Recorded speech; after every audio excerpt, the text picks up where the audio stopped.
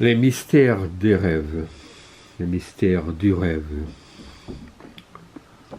On va aborder un peu ces sujets par moi en portugais, ne parlant pas beaucoup de fois en français, mais comme j'ai lu un peu du livre Le rêve et les sociétés humaines sous la direction de Roger Caillois et de von Grunebaum,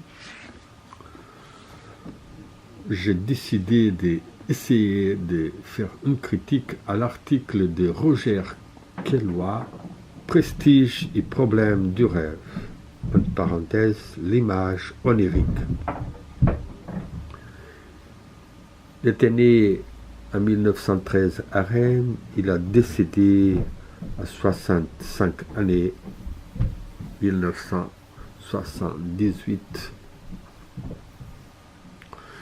Il a été surtout un sociologue, un critique littéraire, mais aussi une personne intéressée dans le fantastique, car il a traduit les nouvelles fantastiques de Borges, et il a vécu en Sud-Amérique. Mais il a été aussi entré dans l'Académie française en 1971, 7 années avant de mourir.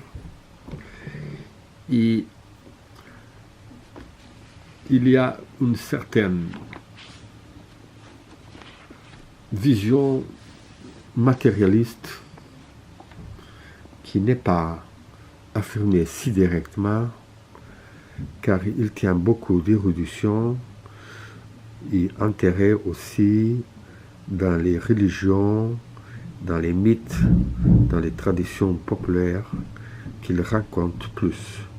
Mais on voit toujours par les contextualisations, par la présentation, ou même par les critiques nuancées, qu'il est une personne qui n'accepte, ne croit à l'existence de l'esprit humain ou à l'existence des multidimensions de l'être humain, ou même à la divinité, au monde spirituel avec ses êtres spirituels. Il donne une vision du rêve très réductrice. Au fond, pour lui, comme il conclut à la fin de l'article, c'est un indéchiffrable univers qui le rêve laisse émaner de lui comme féerie superflue, indifférente. Il ne voit qu'une association d'images produites à l'intérieur de l'être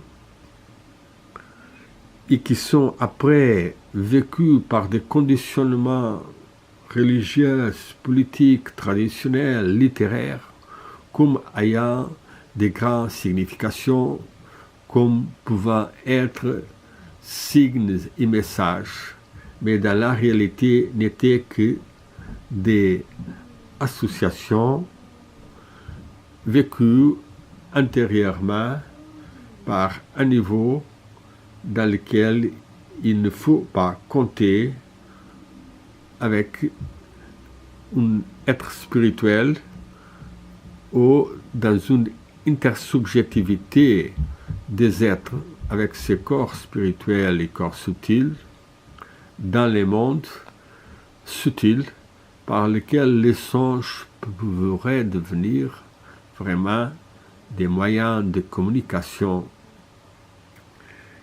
subtils. L'article, quand même, tient ses parties intéressantes, car il raconte comme, dès les temps plus anciens, il y a au Égypte,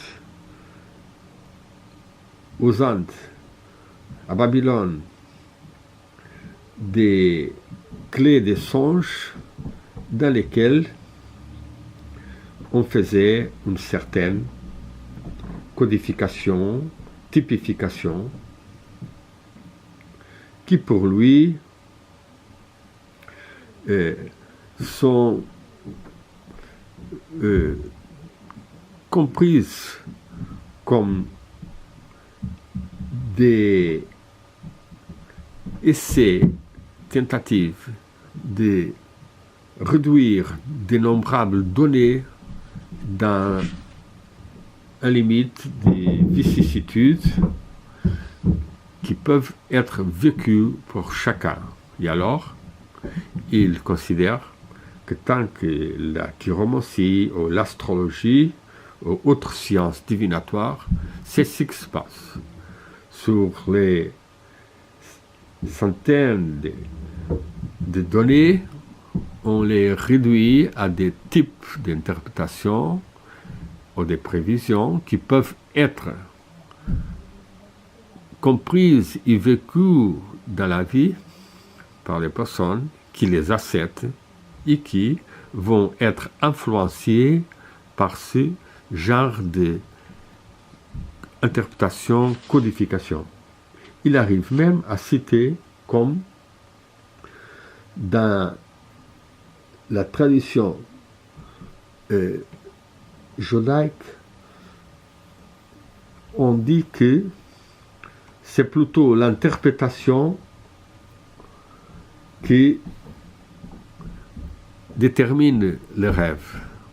Ce n'est pas le rêve qui est vraiment le message, mais c'est que la personne qui après l'interprète fait avec lui.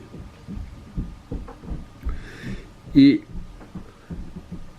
il considère que, car comme les hommes sont des êtres très crédules et influenciables et vaniteux, ils deviennent facilement influencés et acceptant ces révélations.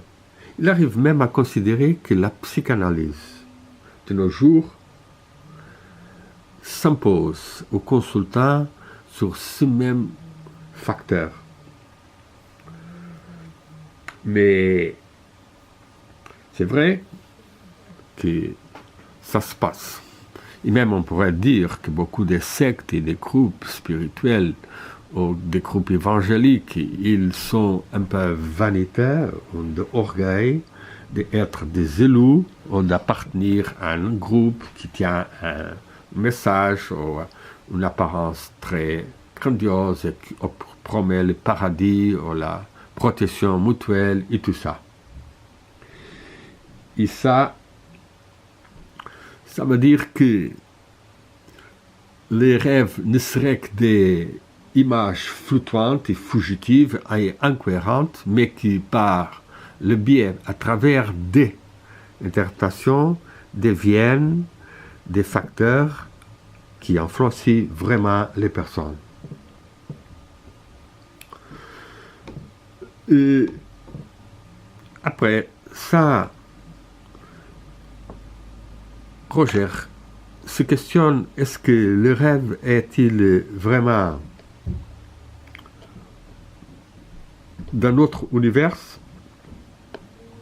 Est-il moins ou plus réel que celui de la veille? Il va considérer que les anciens, les peuples primitifs, pensaient qu'ils portaient témoignage d'une réalité supérieure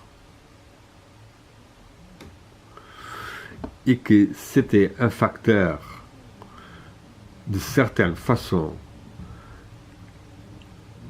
provenant d'une capacité de sortir de réalité du quotidien et que par là et surtout par l'émotion qu'on pourrait avoir dans les rêves, on donnait un prestige supérieur à cette expérience. Il considère aussi qu'il y a presque une hypnose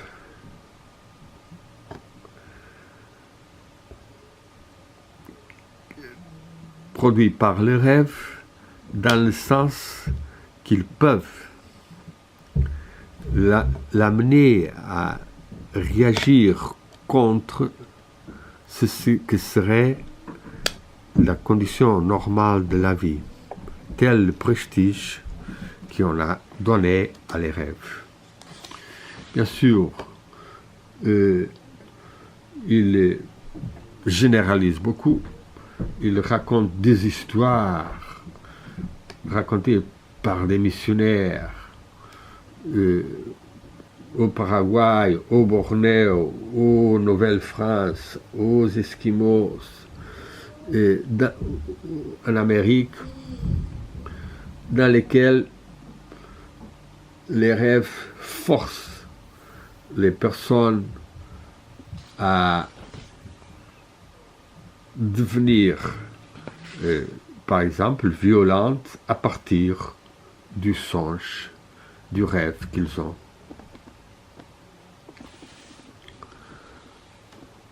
Il y a quand même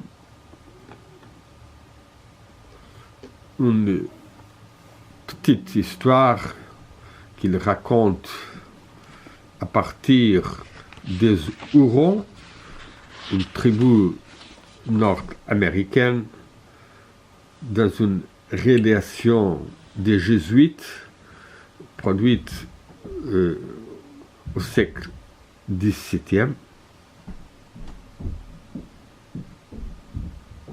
dans lequel il a dit « Ils sont convaincus qu'il n'y a pas de remède plus souverain pour guérir, entre parenthèses, leur mal et pour sauver la vie que de faire tout ce qu'ils rêvent. » Ces missionnaires, les jésuites, très fins au fond dans la recherche des secrets, des méandres de la psyché, ils croient, les Hurons, ils croient que notre âme donne à connaître ses désirs naturels par les songes comme par la parole, en sorte que ces désirs étant effectués, elle est contente. Mais au contraire, si on ne lui accorde pas ce qu'elle désire, elle s'indigne. Non seulement ne procurant pas à son corps le bien et le bonheur qu'elle voulait lui procurer, mais souvent même se révoltant contre lui, lui causant diverses maladies et la mort même. Cette citation, c'est très intéressante, c'est peut-être une de celle de tout l'article qui a 12 pages, 14 pages, la des plus intéressantes, parce que là, il y a vraiment une percée sur les capacités de l'âme, des rêves, de l'inconscient de la personne. Soit par les songes, on peut connaître ses désirs, ses nécessités. C'est vrai. Si ces désirs sont effectués, l'âme devient contente. Certainement, on doit voir bien comment doit être la satisfaction des désirs, si c'est un désir vraiment à satisfaire ou non, mais de quelque façon, c'est une bonne compréhension d'un niveau qui se manifeste dans l'âme, les désirs. Désirs qui sont aussi provoqués, on peut ajouter, par la répulsion et par l'attraction. Il y aura des désirs de fuite causés par la peur, il y aura des désirs d'approchement, d'union, suscités par l'amour, par l'attraction, par le désir, ce genre de désir. Si ces désirs sont effectués, l'âme est contente. Mais si on accorde ce qu'elle désire, elle s'indigne. Ici, c'est très intéressant parce qu'on voit que dans quelques traditions mystiques, soit grecques, soit de l'islam chia, il différencie bien l'âme sensible, l'âme irascible, l'âme intellectuelle, et comment il y a un niveau de l'âme qui peut s'indigner, qui peut devenir vraiment frustré, et, comme on dit maintenant dans le texte, elle peut se révolter contre lui, causant diverses maladies et la mort même. C'est intéressant de voir ici qu'on peut épanouir en soi-même certaines maladies parce qu'on n'a pas su comprendre les messages des rêves, soit les nécessités de l'âme, soit l'âme plus sensible et animale, soit l'âme plus déjà spirituelle. C'est peut-être dans l'article, cette petite citation que Roger fait, c'est pas lui, c'est les jésuites sur les Hurons, une des plus importantes citations. Qui Roger Caillois du tout accepte ça, il dit même, il est tentant d'abuser de pareilles excuses et de donner suite à la grande peine à un rêve véritable qui ne peut porter aucune satisfaction. Il est avantageux de défendre qu'on a rêvé ce qu'on désire effectivement et qui est défendu afin d'être absous d'avance du délit ou du crime qu'on brûle de commettre. Ça, c'est une explication de Roger Caillois très superficielle. Et après, il continue dans une généralisation incroyable. Il dit même, la continuation, les cours d'Asie mineure, rêvant de quelque objet précieux, s'affirment aussitôt contraints de s'emparer par la force d'armes l'assassinat ou le pillage. Ça, c'est incroyablement anti-méthodologique,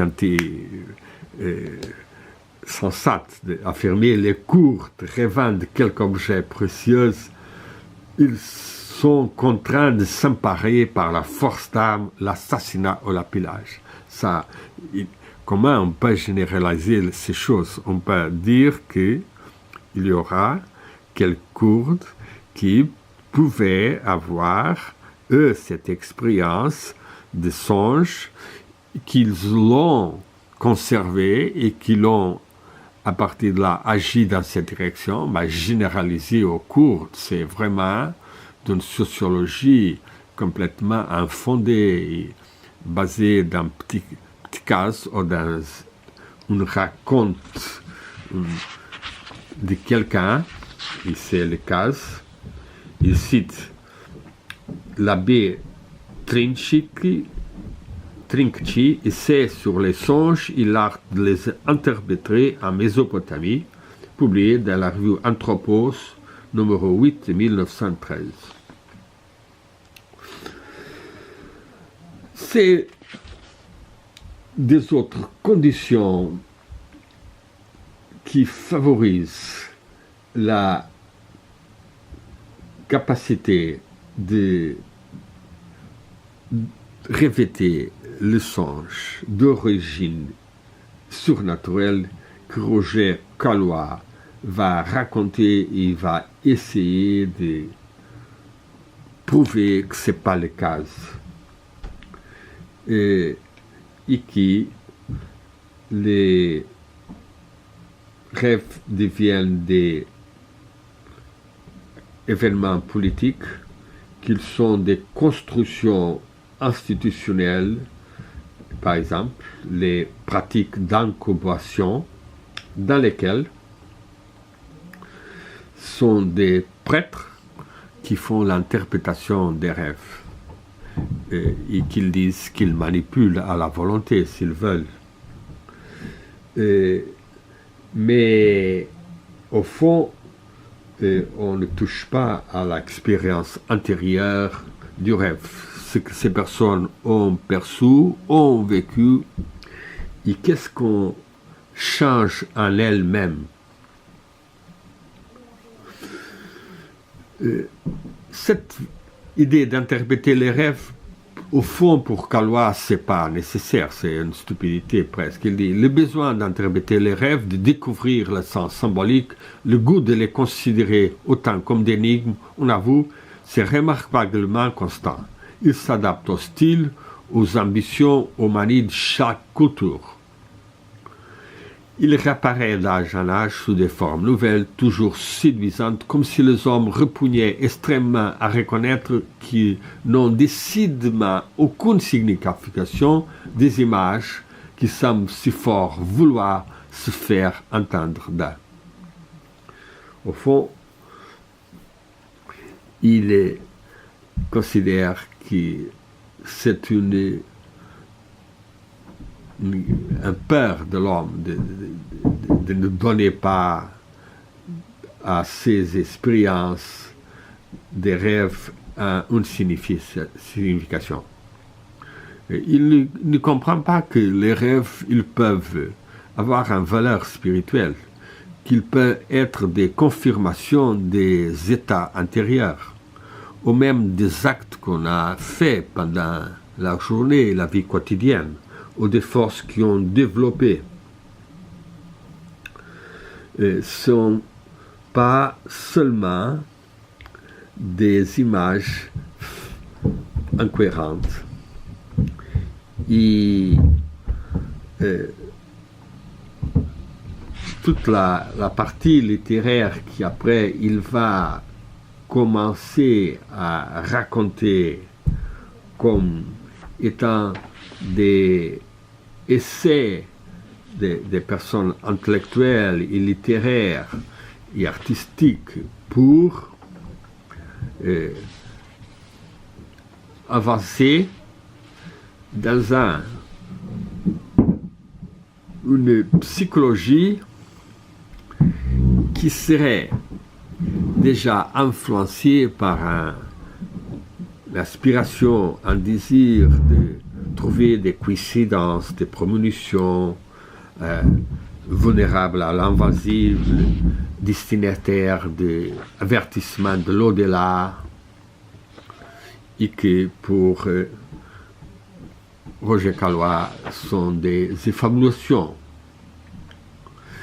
Et après, dans son article, il raconte quelques cas dans lesquels il y a cette mythification qu'une personne ne sait pas déjà s'il est vraiment à rêver ou s'il est un produit d'un rêve.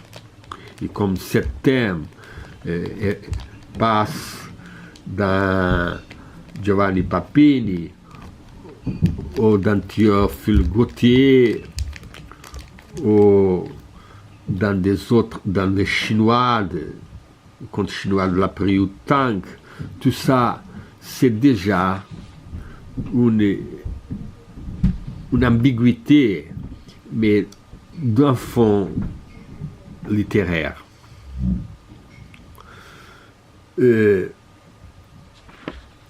Quand il veut terminer l'article, il dit que j'imagine que ces quelques exemples suffisent à faire entrevoir les puissances dont les rêves disposent pour séduire l'esprit ou pour l'égarer. Peut-être convient-il d'ajouter un mot pour conclure sur l'origine probable de pouvoir